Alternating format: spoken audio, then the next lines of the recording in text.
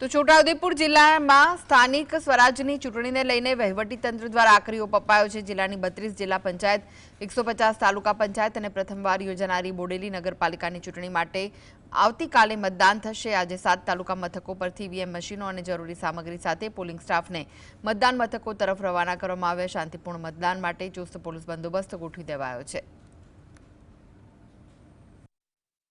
છોટાઉદેપુર જિલ્લાની 32 જિલ્લા પંચાયત બેઠકો અને 7 તાલુકાની 150 બેઠકો માટે મતદાન પ્રક્રિયાની કામગીરી કરવા માટે હાલ ઈવીએમ મશીન સ્ટ્રોંગ રૂમમાંથી કરવામાં આવે છે। આપ તસવીરોમાં જોઈ રહ્યા છો, આ ઈવીએમ મશીન જે છે તે દરેક મતદાન મથક ઉપર પહોંચશે અને ત્યારબાદ કાલે સવારે વહેલી સવારે મતદાન શરૂ થશે ત્યારે આને ખોલવામાં આવશે। હાલ તો તમામ ઈવીએમ મશીનો જે છે તે છોટાઉદેપુર જિલ્લાના 7 તાલુકાના અલગ અલગ ગામડાઓમાં મતદાન મથકો પર મોકલવામાં આવશે। હાલ તમામ અધિકારીઓ જે છે ચૂંટણી પ્રક્રિયાની કામગીરીમાં જોતરાયા છે અને કર્મચારીઓ પણ પહોંચી ગયા છે।